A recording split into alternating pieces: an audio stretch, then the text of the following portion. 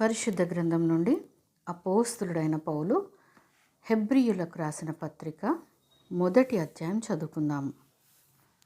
ప్రార్థన. ప్రేమమయుడా, ప్రేమ స్వరూపుడా, ప్రేమగల మా తండ్రి, నీకు స్తుతులు స్తోత్రాలు వందనాలు చెల్లిస్తున్నామయ్యా. తండ్రి, ఇదిగో ప్రభువా, నీ వాక్యం ద్వారా తండ్రి మమ్మల్ని బలపరచుమని, నడిపించుమని, స్థిరపరచుమని యేసయ్య పరిశుద్ధ నామం అడిగి వేడుకుంటున్నాను మా తండ్రి. ఆమెన్. పరిశుద్ధ గ్రంథం నుండి అపోస్తలుడైన పౌలు హెబ్రీయులకు రాసిన పత్రిక 1వ అధ్యాయం చదువుకుందాము. పూర్వకాలమందు నానా సమయములలోనూ నానా విధములుగాను ప్రవక్తల ద్వారా మన పితరులతో మాట్లాడిన దేవుడు ఈ దినముల అంతమందు కుమారుని ద్వారా మనతో మాట్లాడెను. ఆయన ఆ కుమారుని సమస్తమునకును వారసునిగా నియమించెను. ఆయన ద్వారా ప్రపంచములను నిర్మించెను.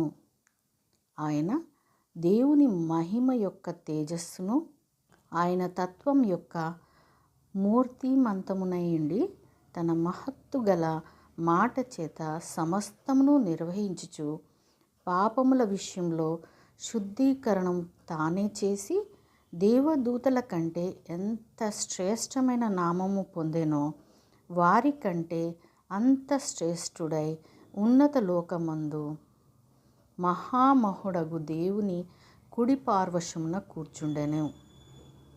ఏలయనగా నీవు నా కుమారుడవు, నేను నేడు నిన్ను కనియున్నాను అనియు, ఇదియు కాక నేను ఆయనకు తండ్రినై ఉందును, ఆయన నాకు కుమారుడై ఉండును అనియు ఆ దూతలలో ఎవనితో నైనా ఎప్పుడైనాను చెప్పెనా? మరియు ఆయన భూలోకమునకు ఆది సంభూతిని మరలా రప్పించినప్పుడు దేవుని దూతలందరూ ఆయనకు నమస్కారం చేయవలనని చెప్పుచున్నాడు. తన దూతలను వాయువులుగాను తన సేవకులను అగ్ని జ్వాలలుగాను చేసుకొనువాడు అని తన దూతలను గూర్చి చెప్పుచున్నాడు. కానీ తన కుమారుని గూర్చి అయితే, దేవా, నీ సింహాసనము నిరంతరం నిలుచున్నది, నీ రాజదండము న్యాయార్థమైనది, నీవు నీతిని ప్రేమించితివి, దుర్నీతిని ద్వేషించితివి, అందుచేత దేవుడు నీ తోడి వారి కంటే నిన్ను హెచ్చించినట్లుగా ఆనంద తైలముతో అభిషేకించెను. మరియు ప్రభువా, నీవు ఆది యందు భూమికి పునాది వేసితివి, ఆకాశములు కూడా నీ చేతి పనులే, అవి నశించును గాని నీవు నిలిచియుందువు.